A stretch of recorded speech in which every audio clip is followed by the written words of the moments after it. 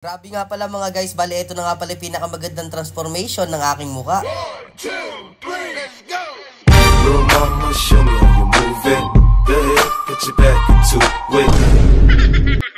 Bago nga pala ang lahat mga guys, ako si Lelet, nagalulu ako pero masipag ako. Kaya tara, samahan nyo ako. So ayun na nga pala mga guys, bali nagpunta nga pala ako dito sa may Ryan Rem Salon. Ito nga lang pala yan nakalocated mga guys sa Kapitang Pepe, Cabanatuan City. Bali agad-agad na nga pala akong pumasok mga guys dahil nga pala yung mukha ko sobrang na-stress. Bali mga guys, sobrang dami nga din pala ditong nagpapatanggal ng stress. At syempre sobrang ganda ng kanilang service. Kaya hindi na ako nagdalawang isip na pumunta agad dito. Pagkapasok ko nga pala dito sa may peso nila mga guys, inasikaso na nga din pala ako agad ni ma'am. Nakita nga pala ni ma'am, grabe nga daw pala yung buhok ko, sobrang na alambre kasi sobrang tigas. Kacha!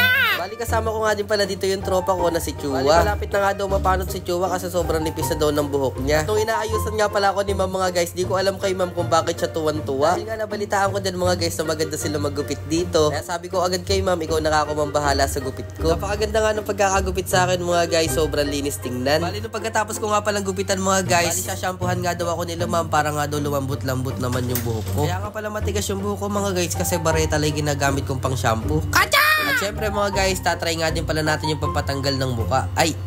Pampatanggal ng stress ng muka. Bali mga guys, first time ko nga din pala ito ma-experience. Grabe pala to mga guys, yung bumubuga pala na parang mainit na yan mga guys, ang hirap pala huminga. Maisingit ko nga lang pala dito mga guys, bali ang kagandahan nga pala dito sa Ryan Rem Salon. Bali habang nagpapatanggal nga pala kayo ng stress mga guys, hindi nga din pala kayo maiinip. Sobrang babait kasi na mag-aasikaso sa'yo, tapos talagang kwekwentuhan ka hanggang sa maubos ay kwento pero di nauubos talaga. Grabe naman talaga. Kacha! Ito nga pala sa part na to mga guys, ayun, bali si Chua nga pala yan, inaayusan na din ng mukha. Ito nga pala yung pinakamasakit dyan mga guys. Bali tatanggalin kasi yung mga blackheads mo tsaka yung whiteheads. Ito, pwede ba naman ikaw, sasaktan mo ako?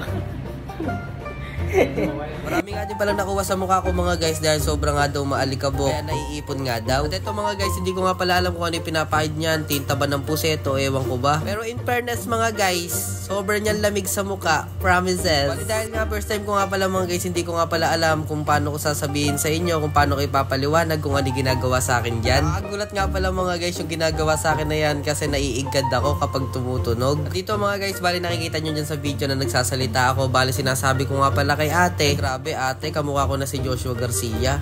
Kacha! Wala ko nga pala, tapos na nga pala gagawin sa akin ni ate, pero meron pa nga palang kasunod. Bali mga guys, hindi ko nga pala alam yung machine na yan, pero parang nakikita ko siya. Parang ano siya. Basta, promises!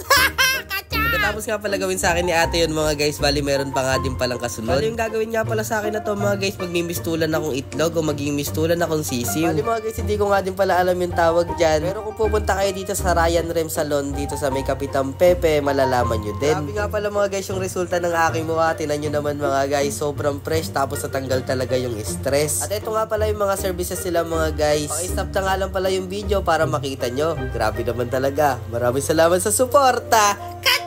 Bali hanggang dito na nga lang pala mga guys. Maraming salamat sa panonood. Laging tatandaan, ako si Lelet, nagalulu ako pero masipag ako. Kaya tara, samahan nyo ako. Cut!